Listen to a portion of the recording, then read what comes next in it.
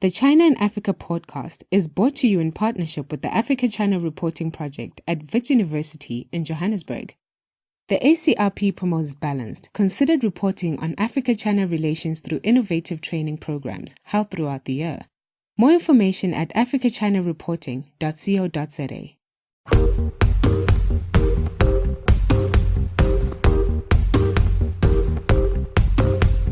Hello and welcome to another edition of the China in Africa podcast. I'm Eric Olander, and as always, I'm joined by Cobus van Staden, a senior China-Africa researcher at the South African Institute of International Affairs in Johannesburg, South Africa.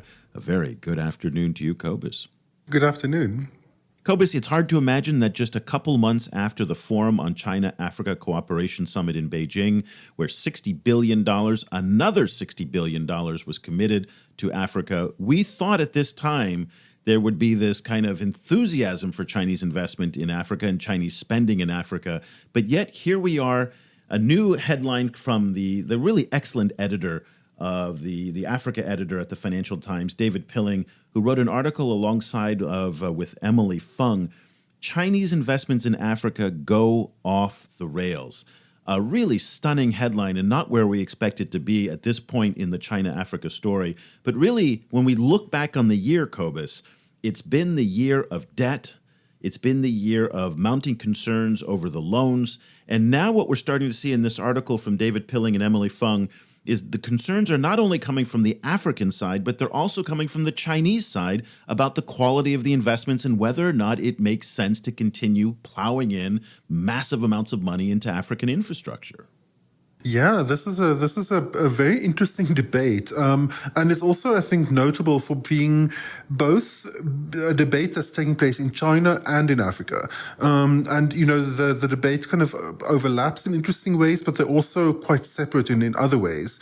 Each raising the kind of concerns of the particular kind of population involved. So it's really, I think, it seems like we might be coming up to a kind of a turning point in the relationship. It really does feel like we're hitting an inflection point. It's hard to know when you're hitting an inflection point in the moment. It's only something that you can see in hindsight. But let's use the case here that David Pilling and Emily Fung kind of point out. And we'll summarize the article here. It's on the FT website. The FT has a pretty strict paywall, so it's hard to get it. But if you do have a subscription, it's worthwhile reading. They point out the Djibouti-Addis Ababa rail line that was cost $4.5 billion. It was the first fully electrified cross-border railway in Africa. Massive milestone. Now remember, up until this time, most railways in Africa never crossed a border because the colonial powers built the rails all the way up to the border. In fact, the gauge, which is the distance of the tracks or the rails between each other, were different depending on what colonial country built the rail line. So the French had one gauge, the British had another gauge, and so forth. So the Chinese come here and they build a standard gauge railways. They're doing that in Kenya, in Djibouti, and in Addis Ababa. This $4.5 billion electrified cross-border railway was huge. Now, the problem is that $4.5 billion and then $3.2 billion on the Kenyan side of the equation is an enormous amount of money for this part of the world. And a lot of people at the time said, how are they going to pay this off? And what David Pilling and Emily Fung have basically kind of come up with in their reporting is, well, guess what? They're not going to pay it off. And money is now bleeding all over the place. On the one hand, the Chinese have lost almost $1 billion on these deals. And now also Djibouti, Kenyan, and Ethiopian taxpayers are on the hook for a lot of the debts that were incurred to build this railway. So this seems to be a moment of clarity, Cobus, that we're reaching here that says maybe these infrastructure gambles that African leaders are taking are not worth it anymore. And I think that's the real takeaway from this article for me. I would probably have a somewhat different takeaway in the sense that I don't think these kind of difficult moments are diminishing Africa's need for more of this kind of infrastructure. I think, on the African side, I think everyone is aware that we need another 20 of these cross-border rail lines, because there's a lot of complications in terms of how they're being used, but in general the general kind of issue that Africa is suffering from a lack of cross-border infrastructure has not gone away. I think what it is really changing is how these deals are being approached, and I think there's an increasing kind of pressure from African populations that the negotiations for whatever next deal comes has to be a lot more transparent than these have been. What about the fundamental economics, though? So let's say it's fully transparent. And I don't think we should talk about the need necessarily, because everybody agrees on the need. All the basic estimates put out there that there's a $1 trillion infrastructure deficit in Africa over 10 years. So about $100 billion of infrastructure is needed to be built across the continent for the next 10 years in order to close the infrastructure deficit. There's no dispute on that. But the question is how do you pay for it? And do big infrastructure projects like cross-border railways actually pay for themselves, even with all the transparency in the world? So this is the comment that's been coming up about the criticism of the first phase of the standard gauge railway in Kenya, is that they've now raised the fees on cargo because the original fees were too low. They weren't making any money on it, and taxpayers were having to make up for the difference. That's obviously angering a lot of taxpayers who said, listen, we didn't vote for this in the first place, and now we're being forced to pay the bills. So I can understand where Kenyan taxpayers are coming from on this. That being said, you talked about the need here. We need the infrastructure in Africa. The Chinese are willing to pay for it. They're making money off of it, but the loans are coming in too fast, and maybe the projects are too ambitious in order to digest them economically. Now, you and I are both not economists, but common sense would say, how can you pay off $4.5 billion on a rail line that just isn't generating that much traffic? Yeah, I mean, the issue of the traffic is interesting and I think quite revealing, because in the Kenyan case, the passenger traffic exploded. Like everyone, the standard gauge railway was quite successful in getting, in transporting people. It was a lot less successful in transporting cargo, and one of the reasons for that is that there was trucking is quite a centrally controlled, business in Kenya, and there were trucking cartels who were protecting their kind of trucking businesses, and undercutting through lots of different means, undercutting the train's cargo business. So it became quite difficult to actually get the businesses to actually use the trains, and in that. In that context, making the rates lower made a lot of sense. But then, of course, it ended up being not sustainable from the position of the Kenyan taxpayers.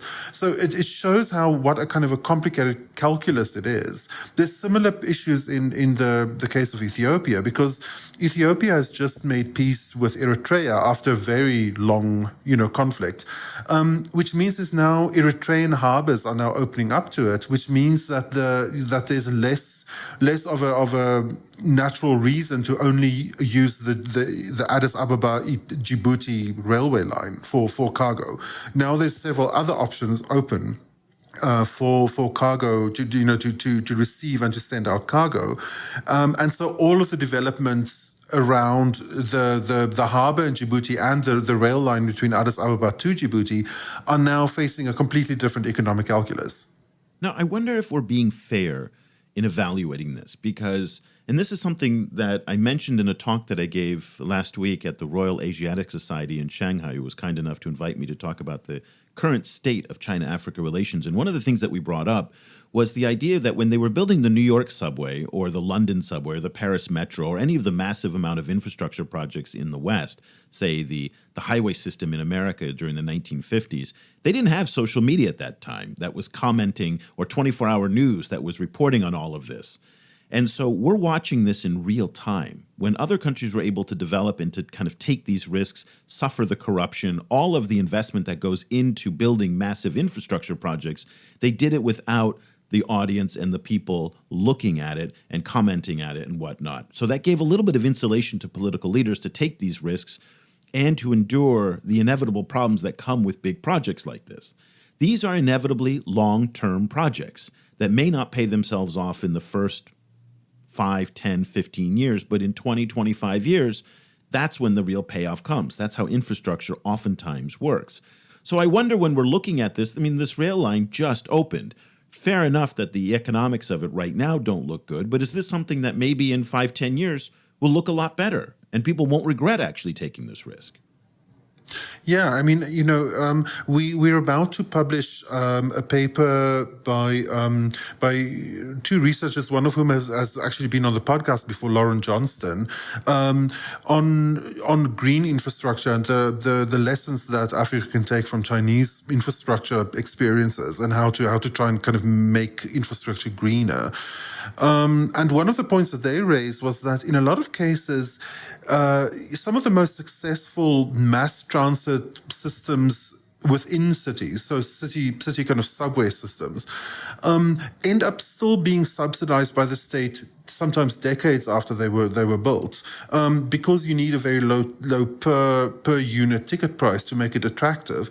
But they pay for themselves. They might not pay for themselves through ticket revenue, but they pay for themselves in the larger kind of economic kind of injection that they give to a city. A city that doesn't have to deal with gridlock anymore, that doesn't have to deal with the massive amount of air pollution coming from cars, and that has a way of moving people easily around very efficiently. They pay for themselves in terms of all of the different businesses that manage to now thrive because of their influence. So they have a larger kind of economic, benefit to a city or to a community that goes beyond their particular profitability. Even those, and in some cases, even in very big cities, some of them still struggle to actually be profitable. Apparently, the Beijing subway system struggled for a long time to actually break even. Support for this podcast comes from the Africa-China Reporting Project at Wits University School of Journalism in Johannesburg. The ACRP provides reporting grants, workshops, and other professional development opportunities for both African and Chinese journalists. Follow the ACRP on Twitter at Wits China Africa or visit africachinareporting.co.za for information about grants and upcoming seminars.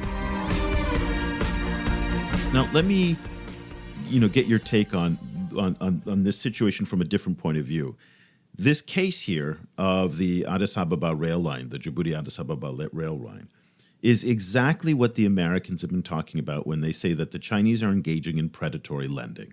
They said that these are projects that never have any chance of making any money, and the Chinese are loading up these African countries with massive amounts of debt in construction projects that are built by Chinese state-owned enterprises, with a lot of the finance going back to China, very little of it making its way into the local economy. But at the end of the day, there is, of course, a rail line that's left there.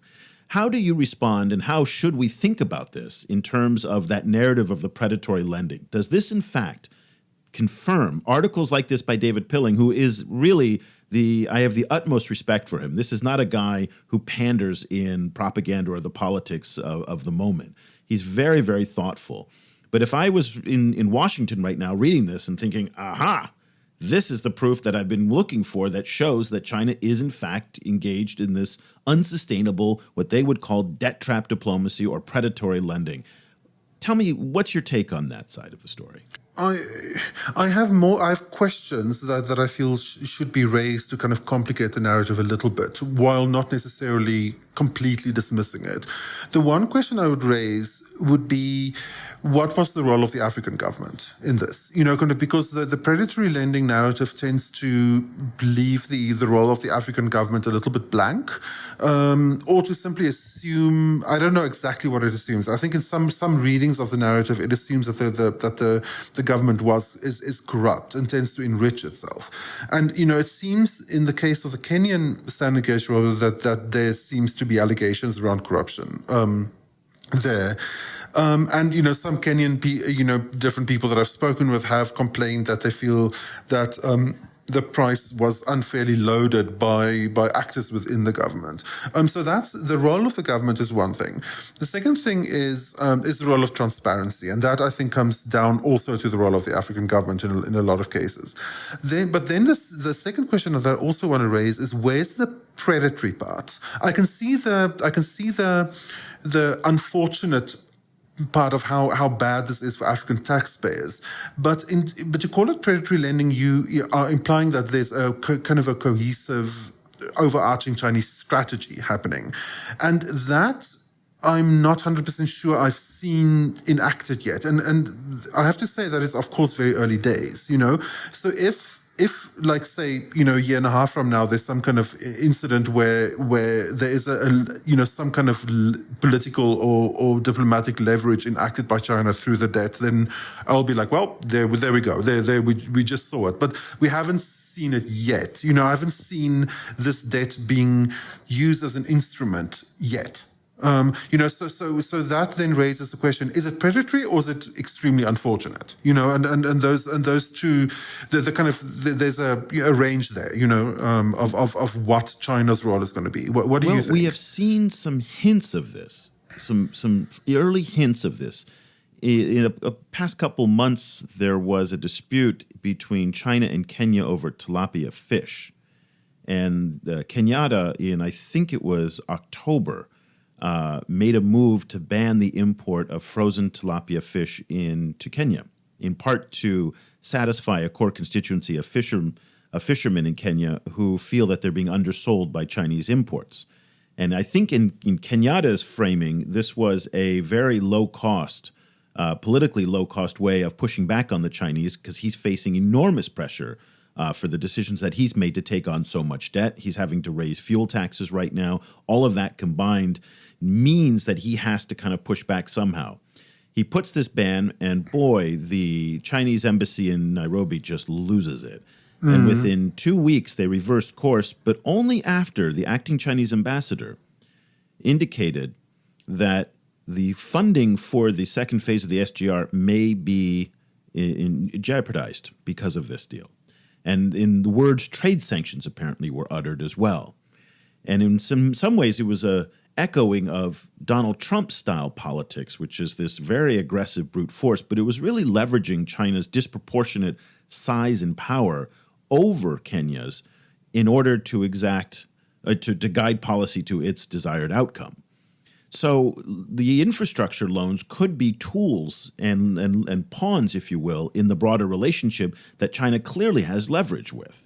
And so that's one indication. And now, again, we can't say that is something that's happening across the board because, A, it never did happen. It was merely a threat. But the fact that it was a threat that stood out there, and Kenyatta had far more to lose by trying to pursue this than just backing down as he did. But I got to say, it did not make Kenyatta look strong in the eyes of his people when he had to back down like that. No, definitely. And also, in terms of just like a complicating detail, in the first place, putting the funding for the second phase of the standard gauge railway, on the table in that way was in a little bit just struck me as a bit of a moot point, because the funding for the second phase of the standard gauge railway is kind of up in the air anyway, because the Chinese have announced that they are going to do a whole set of sustainability studies and feasibility studies around that in response to some of the criticism that they got for earlier parts of the standard gauge railway. So, so that was an interesting kind of thing to use, considering to threaten to take it away when it's kind of maybe not coming anyway. And then, it also struck me as a very discordant note within the wider China-Africa relationship. So I was wondering a little bit how, kind of what the conversation was behind the scenes in Beijing with the embassy in Kenya, because taking that kind of sharp, hard tone so early on was it came off, it struck such a kind of discordant note in all of the discourse around China-Africa relations. And they must have known that it would draw a lot of attention in Africa. And they must also have known that, in Africa, they're dealing with a narrative that China looks so friendly, but inside they actually have a whole secret agenda that Africa should be scared of. And it seemed to play completely into that narrative. So I was wondering whether in Beijing it was seen as yes, standing up for China, or whether it was seen as a kind of a gaffe. I mean, it's impossible to know. It's impossible to know, and I will be the first to admit that I have no insights whatsoever as to what happens in the Ministry of Foreign Affairs inside Beijing. I have no sources. I don't know anybody. I don't know anybody who knows anybody. So with that disclaimer out there, let me put my best theory forward. The politics in China are not different than the politics in other countries. Many people make the mistake in thinking that China is this centralized entity that acts, with clarity on everything. There's 10 men sitting around the Politburo who make every decision, and then the rest of the world falls in line. If only it were that, because it is nothing like that. There are factions just the same way as there are in the United States, in London, in Paris, that are competing for influence, competing for attention and whatnot. So this may have been a rogue decision by an ambassador. Hardly. I don't believe that's the case, because things like that generally don't happen for the most part. It may have been just an impulse that the Ministry of Foreign Affairs wanted to try out. They're testing out new policies. We haven't seen this type of behavior before, so maybe it's a trial balloon that they're putting out. It may be a faction inside the government that wants to shift broader China-Africa policy into a different direction, into maybe a more confrontational approach. Maybe there are factions that want to pull back from this massive amount of investing. And I think this is a good opportunity for us to look at this from the Chinese point of view. And there is a very legitimate case to be made that it is not worth investing the money in places like Africa because the risks are simply too high.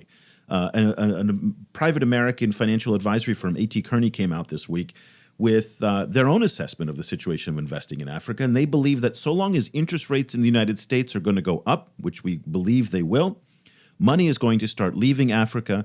And they really attest that to three criteria. They said that there is political uncertainty, a lack of transparency, and governance. Now, those are three long-standing issues in Africa. They've made tremendous improvements. People on Twitter, when I posted this, were very, very quick to remind me that in all three, many African governments have made improvements. But in the context of rising U.S. interest rates, it is better to invest your money in the United States or in treasury bills or in other investments that are far more stable than building railways for great expense in places like Djibouti that may not be able to pay them back, if in fact this is all about generating a return on investment, which that itself we don't even know is in fact the main motivator for the Chinese. Yeah, so I guess my point that here is an open question. Yeah, it is an open question. So again, the lack of transparency as to what the Chinese motives are make it so that people like you and I are on the outside looking in and guessing. Now, if we're guessing, obviously people in Africa are guessing and people in China are guessing. Nobody really knows what the ultimate motivations are.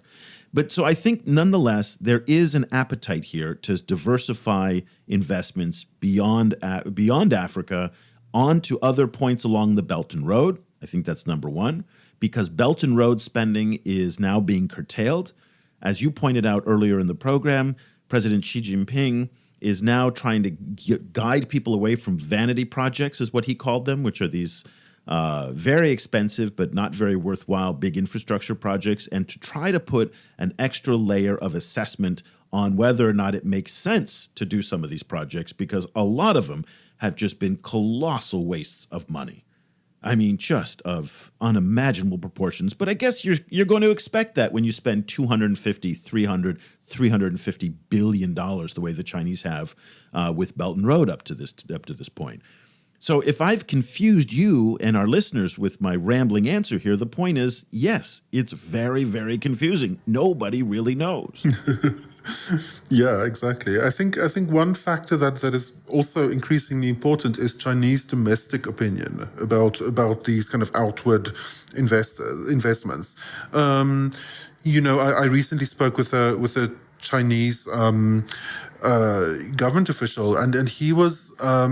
It was the first time that in these conversations where they acknowledged that that investment in Africa is actually quite unpopular in China. And of course this is economic crunch time in China, especially in the face of a as yet kind of unresolved trade war with the US. So there's a lot of anxiety, I think, among ordinary Chinese about this payments. And then you also made the point that any kind of call from African governments about the fact that the financing that was announced at FOCAC this year didn't increase from the 2015 amount. All of that plays extremely negatively on Chinese social media, So it's all portrayed as these kind of greedy Africans who just want, more and more money out of China. At the same time, in the African discourse, there's so much anxiety being raised about rising debt levels, and with it, the kind of African version of the predatory lending narrative, which is that, China is showering all of this debt on African governments and trying to undercut African sovereignty and trying to essentially steal Africa through the back door. So it's very interesting how, like, the same set of debt is generating these two weirdly complementary, like, negative discourses with, kind of on different kinds of social media around the world. It's crazy. It is. Now, I think there's a footnote to your point on Chinese public opinion.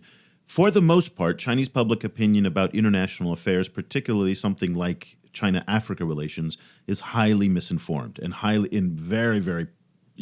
most people know very little about it. And what they do know about it is a heavily sanitized view of international relations as provided by the government, given that the media here is highly censored. So when I talk to a lot of normal people about international affairs, not just about China, but about the United States and whatnot, it's quite rudimentary and quite basic. And most people are surprised to learn that they're not giving money to Africa, they're loaning money to Africa, that they're getting a return on that investment. Small as it may be, they're not losing money on that investment, well, up until now for the most part. And that's a subtlety that a lot of people don't really understand. I will say, by the way, that I find similar levels of ignorance in the United States about international affairs. So this is nothing unique to the Chinese, per se. Americans tend to think that they spend billions and billions and billions of dollars and high percentage points of their gross federal budget on foreign aid, when in fact it's 1/1000th of the U.S. federal budget goes to foreign assistance. So there are, distortions on both sides that people have. But for the most part, most Chinese are not very well educated when it comes to international affairs and what their own government is doing in places like Africa, South America, and along the Belt and Road along these lines. But yet, nonetheless... Exactly. I mean, sorry to interrupt you. It becomes a weird kind of indication that China is moving out of its developing country phase.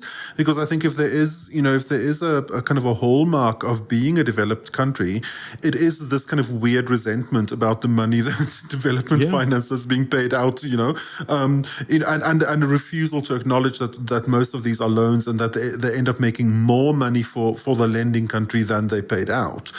For a long time, for several years in a row, Japan, for example, which is a large lender to Africa, was making a lot more money from interest payments on loans than they were actually paying out. They were making profit from their aid, and I think that's true for a lot of places, actually. And that's the narrative that the populations of these countries never acknowledge, or very, very infrequently acknowledge.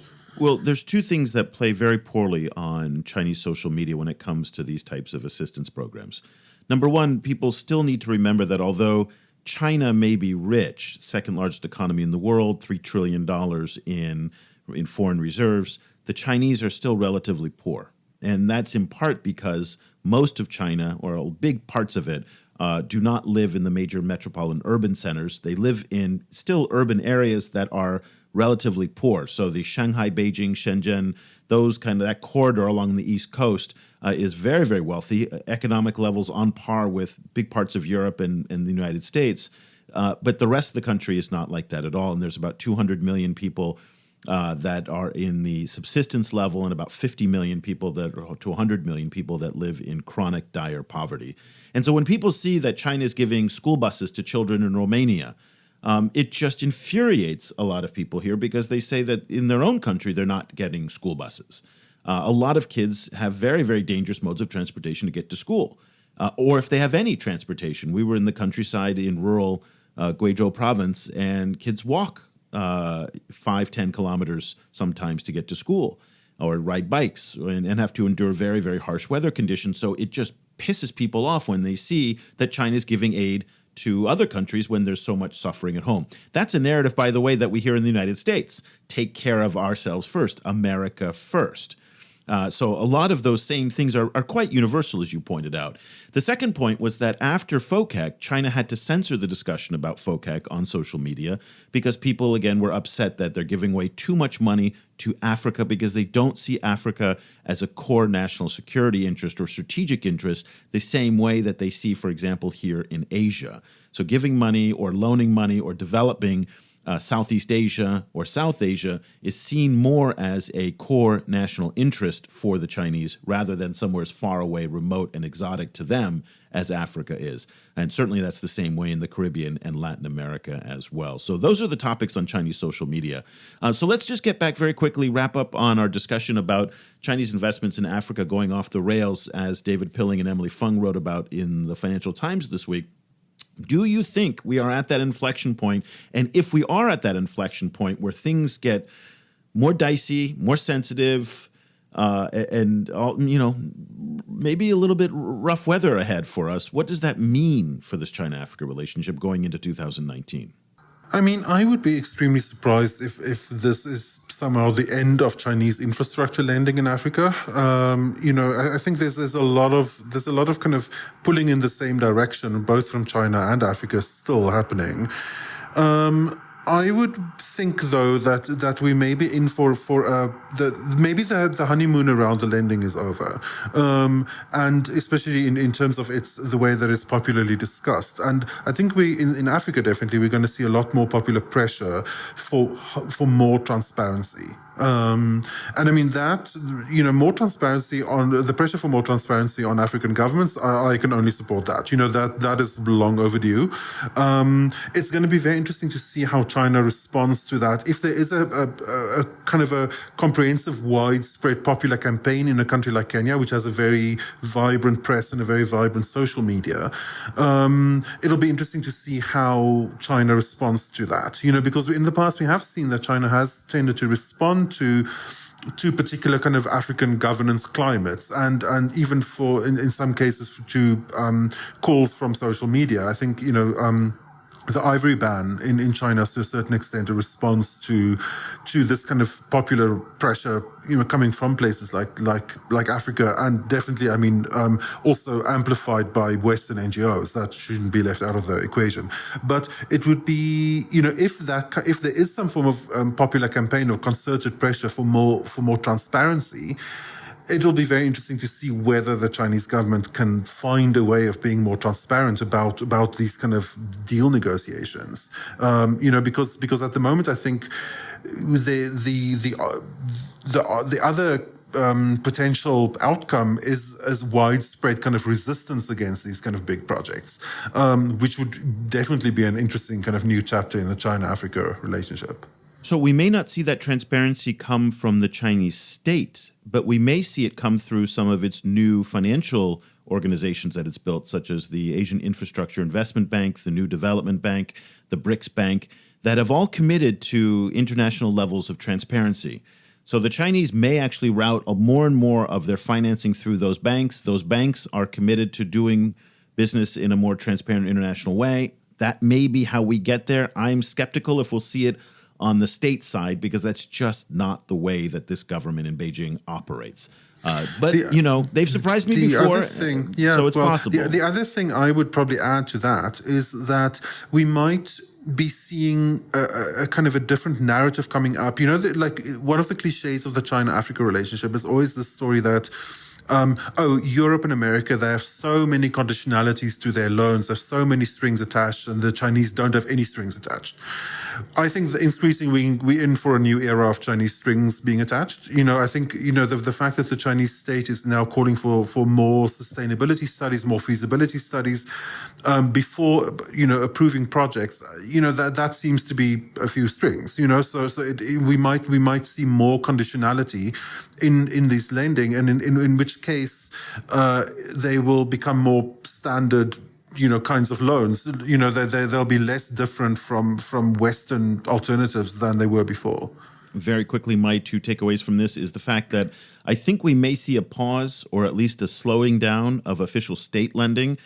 which may not be the worst thing in the world. Let some of these loans digest. Let them settle in. Let's see who can pay, who can't pay, and figure things out rather than keep plowing in more loans in a system that may not be able to handle it. And we're seeing in some countries definitely can't handle it and could be politically very, very volatile in places like Zambia and Kenya. But we're probably going to see a surge in Chinese private investment in Africa. I believe Huawei is going to invest a lot more in Africa as they find it more difficult to invest in places like Australia, New Zealand, Canada, the United States, and now the UK, where they're being shut out. So the demarcation of the lines between the US and China in terms of dividing up the world for technology, as some technology experts believe is going to happen in the new artificial intelligence era that we're embarking on, those fault lines may be now being identified, and Africa tends to fall on the side of the Chinese given the presence of Chinese tech companies. Also, companies like Alibaba are making their first investments in Africa. So we might see a big surge in Chinese corporate investment and a pause or slowdown on the state side. That would be my wishful thinking. What do you think? This is a very volatile issue. We've probably raised more questions than we've solved in our discussion tonight. But that is the way that we normally do it on the show, because our goal here is not necessarily to tell you how to think, but just to try to ask people to look at the questions from different ways. And so I just want to kind of leave you with that. Also, very quick shout out to, once again, to the folks at the Royal Asiatic Society who were very kind to invite me, and also to give a quick heads up to some of the folks who were there, who listened to the show. Dwayne, Ken, Josh, Rachel, Robert. So nice to see you guys. Thank you so much for listening to the program. Very happy that you were able to join us last night at the RAS, and hopefully Cobus and I, we got to do a session one of these days, you and I together. We have not done that in a long time, and so one day you and I have to be in the same city, Cobus, for us to do that. So yes, we'll sing a power ballad from the same mic. That's right. We got. Oh, that sounds terrifying. But listen, until the power ballad, Cobus and I will be back again next week with another edition of the show. We're coming up. We have one more show before the end of the year, and then we're going to do our annual review and preview program before we take a 1-week holiday for the Christmas New Year break. But we'll be back again next week with another edition of the China in Africa podcast. For Cobus Van Staden, I'm Eric Olander. Thank you so much for listening. The discussion continues online. Head over to facebook.com/China Africa Project to share your thoughts on today's show. The guys are also on Twitter, where you can find Cobus at Stadinsky or Eric at E. Olander. And be sure to sign up for the weekly China in Africa email newsletter by going to www.chinaafricaproject.com.